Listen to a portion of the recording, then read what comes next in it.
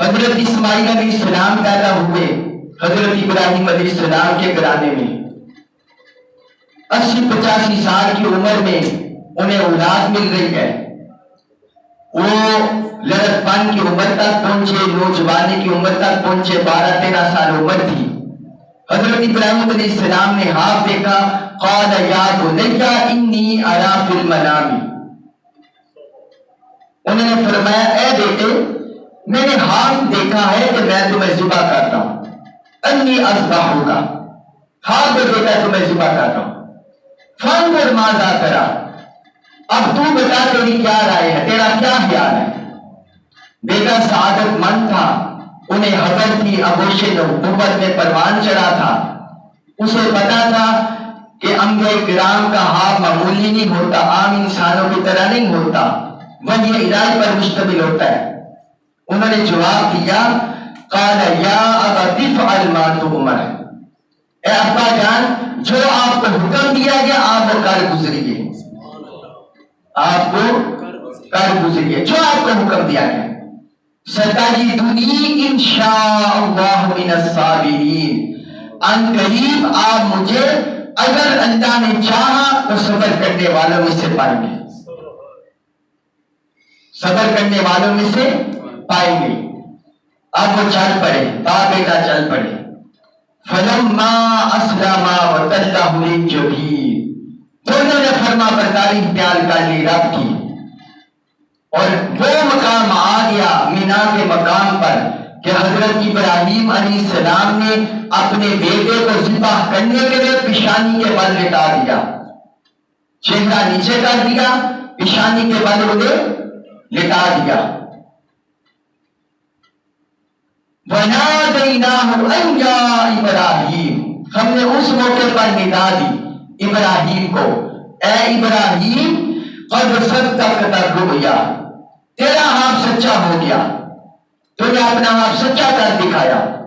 اِنَّا كَذَلِكَ نَجْزِي الْمُحْسِنِينَ، ہم صاحبان احسان کو اسی طرح جزا دیتے ہیں.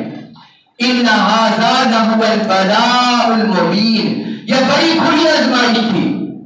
وَفَدَيْنَاهُ بِذِبْحٍ عَظِيمٍ، ہم نے اسماعیل کا فدیہ ذبح عظیم سے دے دیا. ہم نے اسماعیل کا فدیہ ذبح عظیم سے، بڑی قربانی سے، ذبح عظیم بڑی قربانی، بڑی ذبح ہم نے ابراہیم کا فدیہ دے دیا. اب آپ مجھے بتائیں اللہ رب العزت نے اس آزمائش کو کیا فرمایا؟ عام آزمائش نہیں فرمایا، فرمایا ان ھذا لہو البلاء المبین، یہ بڑی کھلی آزمائش تھی. بلاء المبین اللہ تعالیٰ نے اسے فرمایا البلاء المبین. اور آگے فرمایا وفدیناہ بذبح عظیم، ہم نے اس کا فدیہ ذبح عظیم سے دے دیا، بڑی قربانی سے فدیہ کر دیا. حضرت ابراہیم علیہ السلام نے حضرت اسماعیل علیہ السلام کے گلے پر چھری چلائی تھی، کیا وہ ذبح ہوئے؟ نہیں ہوئے. کیا ان کی گردن کٹی؟ نہیں کٹی. کیا ان کی گردن سے خون بہا؟ نہیں بہا. اس کے بدلے میں کیا آ گیا؟ بیر آ گئی. جنت سے بیر اللہ تعالی نے بھیج دی، سینے والی بیر بھیج دی. جب ہم قرآن میں اور مقامات پر جو اللہ تعالیٰ نے خواب ذکر کیے ہیں انبیاء کرام کے یا عام انسانوں کے، جب ہم وہ مطالعہ کرتے ہیں تو ہمیں پتہ چلتا ہے کہ ان خوابوں کی تعبیر یا تو معنوی طور پر جو خواب دیکھا گیا اسی طرح ظاہر ہوتی ہے یا من عن ظاہری حصی طور پر ظاہر ہوتی ہے. جس طرح سورہ یوسف میں حضرت یوسف علیہ السلام نے خواب دیکھا، انہوں نے دیکھا انی رأیت احد عشر کوکبا والشمس والقمر رأیتهم لی ساجدین. اپنے ابا جان سے خواب ذکر کیا حضرت یعقوب علیہ السلام سے، ابا جان میں نے خواب دیکھا ہے کہ میں نے دیکھا ہے 11 ستارے، سورج اور چاند مجھے سجدہ کر رہی ہیں. سورج اور چاند 11 ستارے مجھے سجدہ کر رہے ہیں. 11 ستاروں سے کون مراد؟ حضرت یوسف علیہ السلام کے بارے. اور سورج اور چاند سے کون مراد؟ حضرت یعقوب علیہ السلام، ان کے والد نبی رسول اور ان کی بیوی، یعنی ان کے والد اور ان کی والدہ وہ سجدہ کر رہے ہیں۔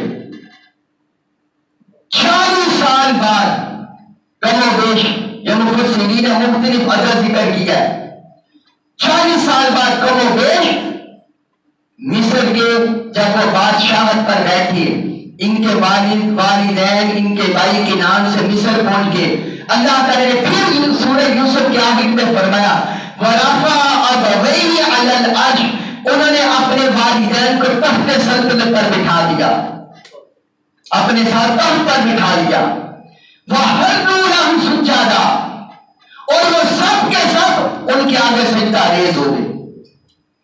حضرت یعقوب علیہ السلام کے بیٹے بھی، حضرت یعقوب علیہ السلام خود اور ان کی بیوی حضرت یوسف علیہ السلام کے سامنے سجدے میں گر پڑے۔ یہ سجدہ تعظیمی تھا، پچھلی امتوں میں جائز تھا، ہماری امت میں حضور کی امت میں یہ حرام ہے، حضور نے حرام قرار دیا ہوا سجدہ تعظیمی کو بھی، اور اگر عبادت کی نیت سے سجدہ ہوا تو شرک بن جاتا ہے، کفر شرک بن جاتا ہے اس سے اوپر، تو یہ حرام ہے، تو ان کی شریعت میں جائز تھا۔ اب بتانا یہ مقصود ہے کہ چاہے 11 ستارے زمین پر نہیں اترے، سورج چاند زمین پر اتنے سجدہ ریز نہیں ہوئے، مگر اس کی معنوی تعبیر، باطنی تعبیر تو یہ ظاہر ہوئی نا کہ 11 ستاروں نے بھائیوں کی شکل میں انہیں سجدہ کیا اور سورج چاند کی شکل میں ان کے والدین نے انہیں سجدہ کیا، معنوی تعبیر تو ظاہر ہوئی نا۔ اسی طرح سورہ یوسف میں قیدیوں کے ہاتھ کا ذکر ہے، جو حضرت یوسف علیہ السلام کے ساتھ قید خانے میں آئے، انہوں نے کہا، ان قیدیوں نے 2 قیدیوں نے ہاتھ دیکھا، وہ حضرت یوسف علیہ السلام سے پوچھنے لگے آپ ہمیں ہاتھ کی تعبیر تو بتائیں۔ کیا جی کیا میں تعبیر بتاؤں؟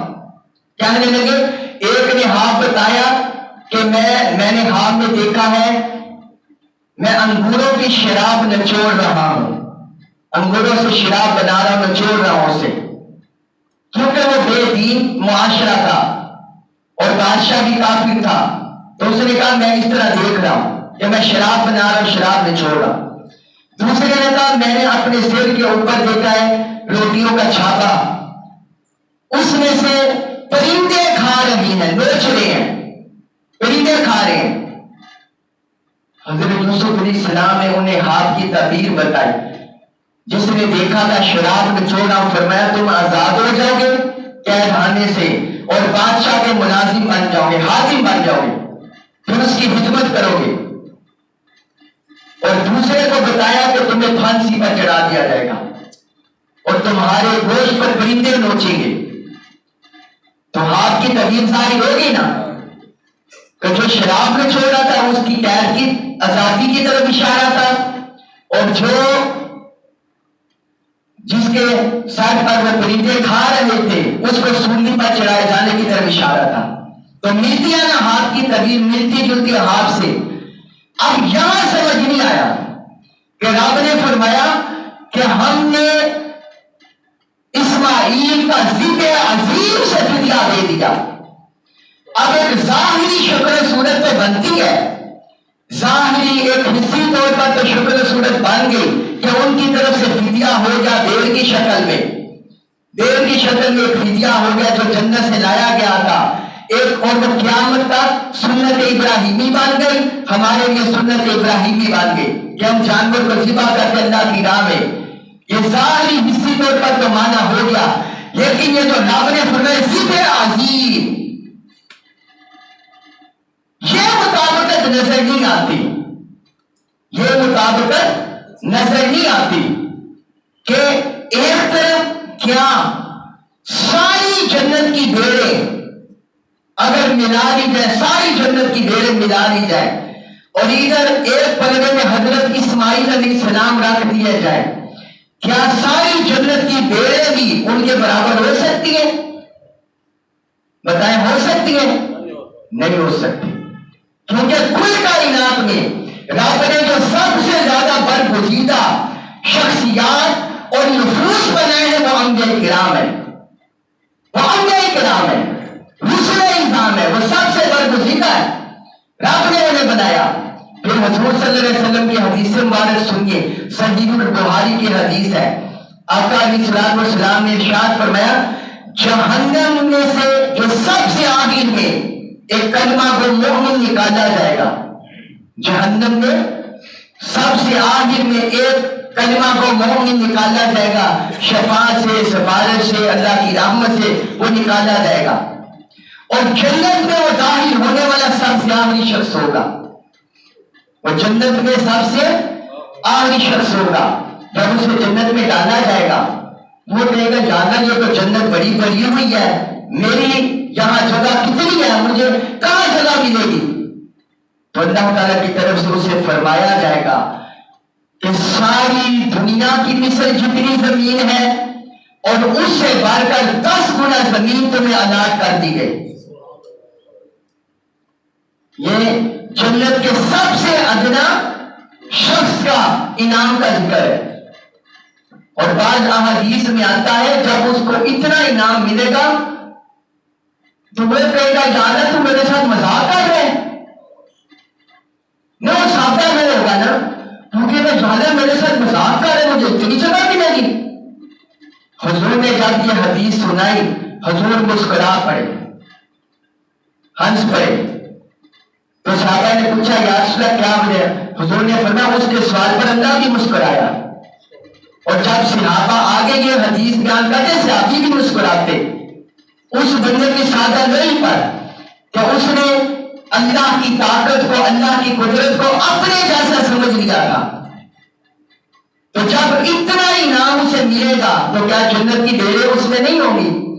جنت کے حور و قصور، جنت کے غلمان، ساری چیزیں اس میں ہوں گی۔ تو اب یہاں سمجھ نہیں آیا حضرت ابراہیم علیہ السلام حضرت اسماعیل کے گلے پر چھری چلا رہے تھے، اگر چھری تھوڑی سی چل جاتی اور ان کی گردن سے خون بہ جاتا، چاہے وہ ذبح نہ ہوتے تو کم از کم پتہ چل جاتا ذبح عظیم ہو گیا ہے، مگر چھری نہ چلی۔ وہ کوشش کرتے رہے، طاقت لگاتے رہے، چھری نہ چلی۔ اس کی بہت سی توجیحات ہے کہ چھری کیوں نہ چلی اور ذبح عظیم سے کیا مراد ہے، سنیے۔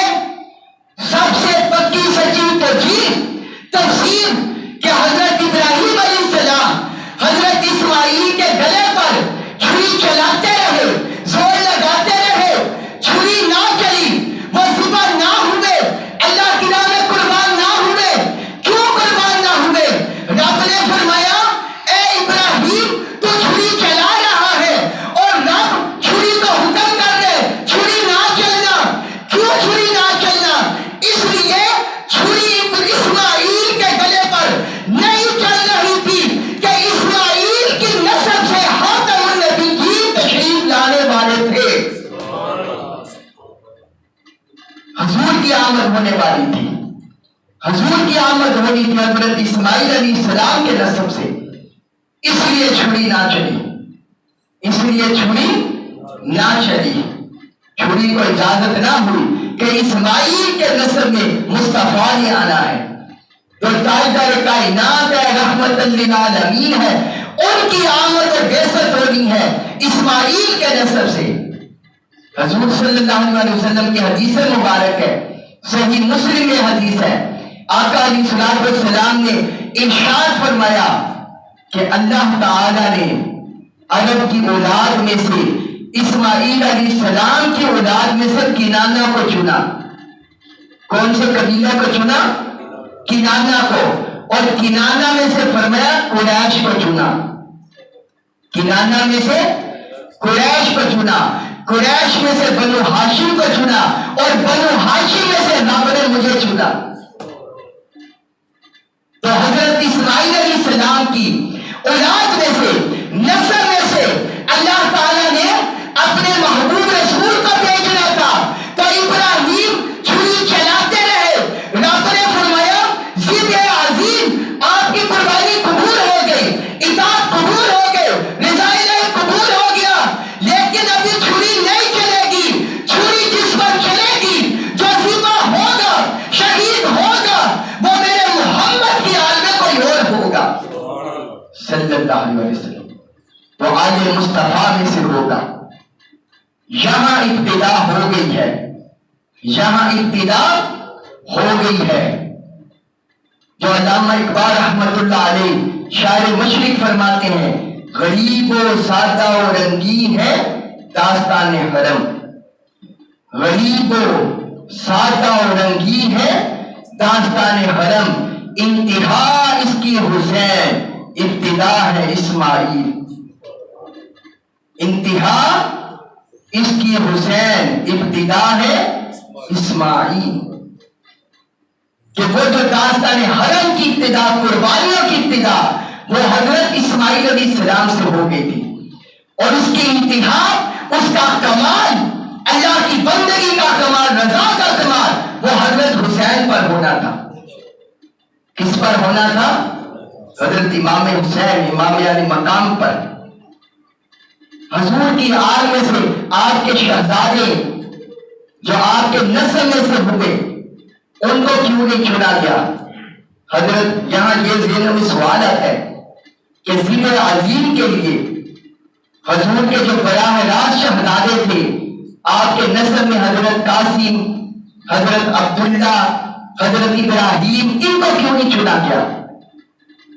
تو یاد رکھیے، قرآن میں ارشاد ہوتا ہے سورۃ الاحزاب میں، اللہ پاک نے فرمایا ما کان محمد ابا احد من رجالکم، کہ محمد صلی اللہ علیہ وسلم تم مردوں میں سے کسی کے باپ نہیں ہے، تم مردوں میں سے کسی کے باپ نہیں ہے. اللہ دیتا صاحب، تم مردوں میں سے کسی کے باپ نہیں ہے. ولکن رسول اللہ و خاتم النبیین، لیکن وہ اللہ کے رسول ہیں اور سب سے آخری نبی ہیں. سب نبیوں سے آخری ہیں، آخری نبی ہیں. حضرت ابراہیم، حضرت قاسم، حضرت عبداللہ، ان کا بچپن میں وصال ہو گیا. اگر ان کو نبی بنایا جاتا یا نبی نہ بنایا جاتا، دونوں طرح سے سوال پیدا ہوتے تھے. اگر وہ زندہ رہتے، عمر پاتے، تو پھر سوال پیدا ہوتا تھا کیا وہ نبی ہوتے؟ اگر وہ نبی ہوتے، حضور نے حضرت ابراہیم اپنے صاحبزادے کے بارے میں فرمایا لو عاشا لکان صدیقا نبیا، اگر وہ حیات رہتا تو فرمایا وہ صدیق نبی ہوتا. نبی تو ہو جاتا مگر حتم نبوت وہ حضور، وہ تاج حضور کے سر پر نہ رہتا. تو رب کو یہ گوارا نہ تھا، رب کو یہ گوارا نہ تھا. اور اگر وہ حیات رہتے نبی نہ ہوتے، اگر وہ حیات رہتے نبی نہ ہوتے، پھر غیروں کی طرف سے تان ہونا تھا. حضور کی تنقید، حضور کی بے ادبی کی جانی تھی. بنی اسرائیل والے کہتے، وہ کہتے دیکھیں جی حضرت یوسف علیہ السلام نبی ہوئے، ان کے ابا جان حضرت یعقوب نبی ہوئے، ان کے ابا جان حضرت اسحاق نبی ہوئے، ان کے ابا جان حضرت ابراہیم علیہ السلام نبی ہوئے. یہ اتنے نبی ہوئے، نسل کا نسل. اور آپ کے دیکھے مسلمانوں کے نبی کے بیٹے ہوئے وہ نبوت سے محروم ہیں.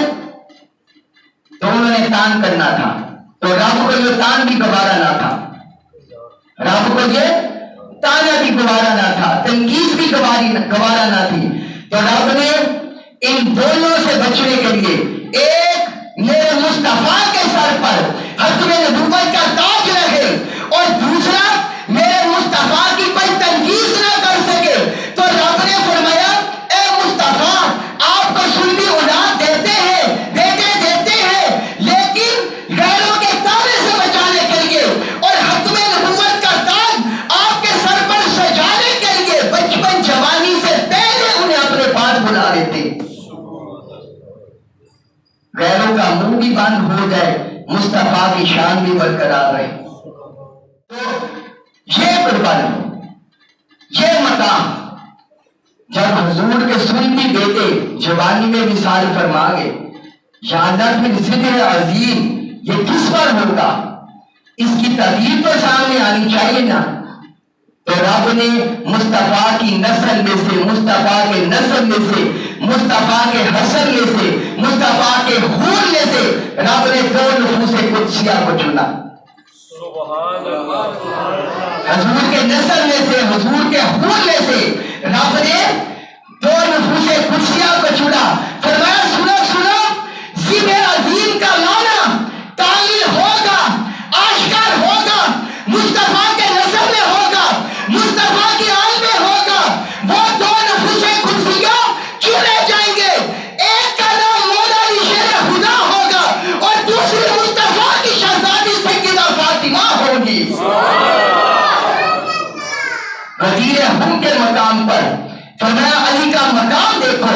غدیر خون کا میدان سجا ہوا تھا، 1,24,000 صحابہ کرام موجود تھے.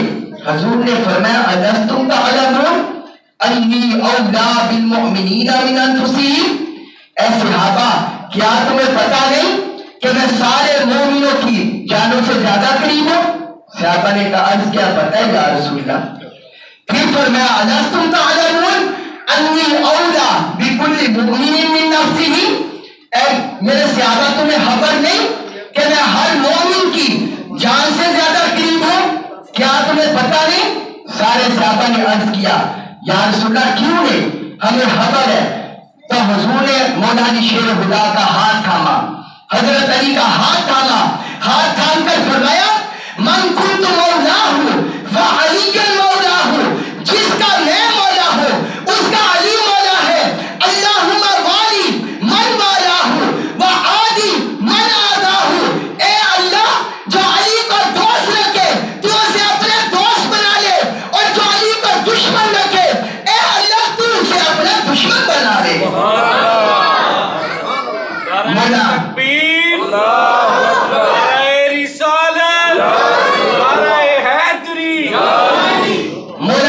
ولایت کا اعلان کر دیا. آج لوگ سیدنا عمر فاروق، سیدنا ابوبکر صدیق، سیدنا عثمان غنی کو اہل بیت کا دشمن گردان رہے ہیں، یا اہل بیت کو ان کا دشمن گردان رہے ہیں. سنیے سنیے، سب سے پہلے ولایت علی کی مبارک کس نے دی؟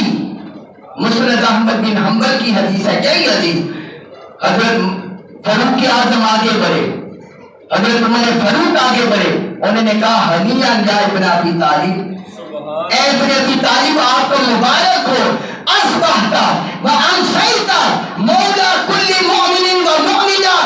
آج چاہے اب دین کی کوئی گڑی ہو یا شام کی گڑی ہو، آپ کو مبارک ہو، آپ ہر مومن مرد اور مومن عورت کے ولی بن گئے ہیں، ولی بن گئے ہیں. اور سنن ترمذی کی حدیث سنیے، حضور نے فرمایا ان علی منی و انا منہ. بے شک علی مجھ سے ہے، میں علی سے ہوں. اب یہ بات یاد رکھیے، حضور کا یہ ارشاد کئی صحابہ کے بارے میں، امام حسین کے بارے میں بھی ہے، اور حضور کا یہ ارشاد کئی صحابہ کے بارے میں. اب کوئی بندہ بولے گا کہ دیکھو جی یہ ارشاد تو کئی صحابہ کے بارے میں، بے شک ہے، لیکن حضور کے ہر ارشاد کو ہم ہر صحابی کی عظمت کے مطابق توڑ لیں گے. جب یہ دیکھا جائے گا کہ حضور نے فرمایا ان علی منی و انا منہ، تو پھر عام صحابی کے درجے میں مولا علی شیر خدا کو نہیں پرکھا جائے گا، بلکہ خلفائے راشدین کے مقام میں پرکھا جائے گا. ان کے مقام پر سیدنا علی شیر خدا کا مقام دیکھا جائے گا کہ مولا علی کے بارے میں حضور نے یہ کیوں ارشاد فرمایا. تو فرمایا ان علی منی و انا منہ، بے شک علی مجھ سے ہے، میں علی سے ہوں. مراد یہ ہے کہ خلافت علی اور صفات علی کا جتنا ظہور ہوگا اسے مت سمجھنا کہ یہ صرف علی کی ہے، ذات علی کی ہے، مگر صفات مصطفیٰ کی ہے. ذات علی کی ہے، صفات مصطفیٰ کی ہے. اور حضور نے آگے فرمایا وَهُوَ وَلِيُّ الْمُؤْمِنِ كُلِّ مُؤْمِنٍ بَعْدِي.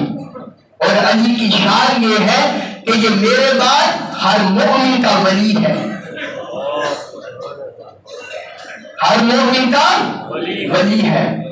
اللہ نے نماز فرض کی، کوئی بندہ کہتا ہے میں نہیں پڑھتا، نہیں مانتا، کیا اس کے نام ماننے سے نماز کی فرضیت ختم ہو جائے گی؟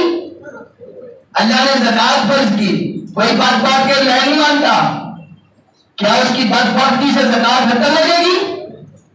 اللہ نے روزے فرض کیے رمضان المبارک کے، کوئی بات بات کے میں نہیں مانتا، میں نہیں رکھتا، کیا اس کے کہنے سے روزوں کی فرضیت ختم ہو جائے گی؟ نہیں ہوگی۔ اللہ نے فرمایا اپنے حبیب کی شان بیان کرتے ہوئے وَمَا آتَاكُمُ الرَّسُولُ فَخُذُوهُ وَمَا نَهَاكُمْ عَنْهُ فَانْتَهُوا، لوگوں اپنے من گھڑت نظریات عقائد اللہ اور اللہ کے رسول پر مت تھوپا کرو، جو میرا مصطفیٰ دے دے وہ لے لو، جو میرا رسول دے دے وہ لے لو، اور جس سے مصطفیٰ منع کر دے رک جاؤ، جس سے منع فرما دے رک جاؤ، اپنے من گھڑت عقائد و نظریات اللہ اور اللہ کے رسول پر مت تھوپا کرو۔ تو جب مصطفیٰ نے فرما دیا 1,24,000 کے مجمع میں کہ جس کا میں مولا ہوں علی مولا ہے، تو اب دنیا ادھر سے ادھر ہو جائے، ادھر سے ادھر ہو جائے، اپنے نظریات جتنے بھی تھوپنا چاہے، مصطفیٰ کا فرمان حق سچ رہے گا، جو علی کو مولا مان لے گا خوش نصیب ہے، خوش ہوتے، اور جو علی کی بلائی سے انکار کر دے گا وہ اپنی بدبختی کی مہر لگائے گا۔ ان کا مقام نہیں بدلے گا، ان کی شان نہیں گھٹے گی، ان کی شان نہیں گھٹائی جائے گی۔ اور مولا علی شیر خدا کے بارے میں حضرت ام سلمہ سے مروی ہے، حضرت ام سلمہ سے مروی ہے، بات ختم کرنے کے قریب ہے، انہوں نے فرمایا کہ حضور نے علی شیر خدا کی طرف خطاب کر کے فرمایا سنیے کہ جو ضد عظیم کا مثل حسین کو کن دو نفوس قدسیہ سے جدا گیا، حضور نے خطاب کر کے حضرت علی سے فرمایا لحمہ لحمی ودمہ دمی، علی کا گوشت میرا گوشت ہے، علی کا خون میرا خون ہے، علی کا گوشت میرا گوشت ہے، علی کا خون میرا خون ہے، فَهُوَ مِنِّي بِمَنْزِلَةِ هَارُونَ مِنْ مُوسَىٰ إِلَّا أَنَّهُ لَا نَبِيَّ بَعْدِي، سنو کہ علی کو میرے ساتھ وہی نسبت ہے جو ہارون کو موسیٰ سے تھی، مگر میرے بعد کوئی نبی نہیں ہے، میرے بعد کوئی نبی نہیں ہے۔ اور اس سے بھی بات کا ایک اور حدیث مبارک آپ کے گوش گزار کرتے، حضور نے فرمایا الناس من شجر شتیٰ، سارے لوگوں کا نسب اصل مختلف شجروں سے ہے، ان کی اصل ان کا نسب مختلف ہے، وَأَنَا وَعَلِيٌّ مِّن شَجَرٍ وَاحِدٍ، میں اور علی ایک ہی درخت سے ہیں، میرے اور علی کا ایک ہی نسل ہے، میرے اور علی کے ایک ہی اصل ہے، باقی لوگوں کے نسب اصل مختلف ہے، میں اور علی ایک ہی اصل سے ہیں، ایک ہی اصل سے ہیں۔ تو ایک مولا علی شیر خدا کو چنا گیا، دوسری سیدہ فاطمہ کو چنا گیا، سیدہ فاطمہ سیدہ کائنات عابدہ طاہرہ زکیہ، ان کو چنا گیا، سیدہ کائنات کو حضور نے اپنی شہزادی سے خطاب کر کے فرمایا، یہ حدیث مبارک ام المؤمنین حضرت عائشہ صدیقہ رضی اللہ عنہ سے مروی ہے، ان سے مروی ہے، اور صحیح البخاری صحیح مسلم کی متفق علیہ یہ حدیث ہے، کون سی ہے؟ متفق علیہ، یہ سب سے اونچا درجہ حدیث کا۔ حضور نے فرمایا اما کرتے اے فاطمہ کیا تم اس بات پر راضی نہیں ان تکونی سیدہ نساء اہل الجنہ اور نساء المؤمنین، اے فاطمہ جنت میں جتنی خواتین جائیں تم ان سب کی سردار ہو، یا ساری مومن عورتوں کی سردار ہو، فاطمہ راضی نہیں ہو اس بات پر؟ اور پھر ایک حدیث میں حضور نے فرمایا یہ بھی ام المؤمنین سے مروی ہے، حضور اپنے مرض وصال میں فرما رہے تھے، فرمایا یا فاطمہ ادا کرتے ان تکونی سیدہ نساء العالمین، کیا تم اس بات پر راضی نہیں کہ روئے زمین پر سارے جہانوں میں جتنی خواتین بس رہی ہیں تم ان کی سردار ہو، تم ان کی سردار ہو، وسیدہ نساء هذه الامہ، اور میری اس امت کی ساری خواتین کی سردار ہو، وسیدہ نساء المؤمنین، اور مومن عورتوں کی سردار ہو، اے فاطمہ تم راضی نہیں؟ اور اور حضور نے اپنی محبت کا شفقت کا کمال کر دیا، اور میں سنا فاطمہ تو بتا تم ملی، فاطمہ میری جان کا ٹکڑا ہے، فاطمہ میری جان کا ٹکڑا ہے۔ حضور سیدی شیخ الاسلام ڈاکٹر محمد طاہر القادری مرتضی اللہ العالی نے بدع کا ایک بڑا ایمان افروز معنی کیا ہے۔ بدع یہ عربی گرامر میں اس لفظ کا اطلاق بدع بدع، اس لفظ کا اطلاق ہوتا ہے 3 سے لے کر 9 تک، 3 سے لے کر 9 تک اس عدد کا اطلاق ہوتا ہے۔ تو انہوں نے فرمایا اس میں ایک باطنی معنی یہ چھپا ہوا ہے، فاطمہ تو بدع تو ملی، فاطمہ تو میری جان کا ٹکڑا ہے۔ مراد یہ ہے حضور فرما رہے ہیں اے فاطمہ تیرے اندر میری جان کے 9 حصے ہیں، تیرے اندر میری جان کے 9 حصے ہیں، تو میری جان کا اتنا قریب ہے، تو میری جان کے اتنے قریب ہے، تجھ سے اتنی محبت ہے، قربت ہے۔ اور حضور نے اسی حدیث میں آگے فرمایا فمن اغضبها اغضبنی، سن لو کہ جس نے سیدہ فاطمہ کو ناراض کیا وہ یہ مت سوچے کہ اس نے سیدہ فاطمہ کو ناراض کیا، اس نے مصطفیٰ کو ناراض کیا، اس نے حضور کا دل دکھایا۔ آج بدقسمتی سے بد نصیبی سے مسلمانوں کے اندر ایسے فرقے، ایسے لوگ پیدا ہو رہے ہیں جو اہل بیت اطہار پر تانا زنی کرتے ہیں، ان کی شان گراتے ہیں۔ رب نے فرمایا، مصطفیٰ نے فرمایا کہ رک جاؤ، ان کی زبان پر تان درازی نہ کرو، جو ان پر تان درازی کرتا ہے ان کا دل دکھاتا ہے، انہیں انزا پہنچاتا ہے، تکلیف پہنچاتا ہے، وہ انہیں نہیں پہنچاتا، وہ مصطفیٰ کو پہنچاتا ہے، اور جو مصطفیٰ کو پہنچاتا ہے وہ رب کو پہنچاتا ہے، وہ رب کو پہنچاتا ہے۔ اپنی زبانیں روک لے اہل بیت اطہار کی عظمت سے، تنقید سے، اور صحابہ کرام کی تنقید سے، دونوں کا ادب پہچانے، دونوں سے محبت کرے۔ جب یہ دونوں ولایت، جرأت، صحابت، شجاعت کا سمندر، اور ادھر طہارت، عفت، عصمت کا سمندر جب دونوں ملے تو سیدنا امام حسن اور امام حسین وجود میں آئے، امام حسن اور امام حسین وجود میں آئے، اور وَفَدَيْنَاهُ بِذِبْحٍ عَظِيمٍ، ہم نے اس کا ذبح عظیم سے فدیہ کر دیا۔ اس کی عملی شکل ہمیں میدان کربلا میں نظر آئی، جب ہمارے رسول نے، امام حسین نے اپنے بچوں کی قربانی بھی پیش کر دی، اپنے بھائیوں کی قربانی بھی پیش کر دی، اپنے بھتیجوں بندوں کی قربانی بھی پیش کر دی، اپنے ساتھیوں کی قربانی بھی پیش کر دی، سب کی قربانی پیش کر دی، حتیٰ کہ خود کو بھی رب کی بارگاہ میں پیش کر دیا۔ علامہ اقبال رحمت اللہ علیہ نے اسی لیے فرمایا تھا اللہ اللہ بائے بسم اللہ پیتر، اللہ اللہ بائے بسم اللہ کا راز باپ سے ظاہر ہوگا۔ قرآن کی جو بائے بسم اللہ اس کا راز باپ سے ظاہر ہوگا۔ معنی ذبح عظیم آمد کی سر، اور جو ذبح عظیم کا راز ہے وہ بیٹے کی شکل میں ظاہر ہوا۔ وہ کس کی شکل میں؟ بیٹے کی شکل میں۔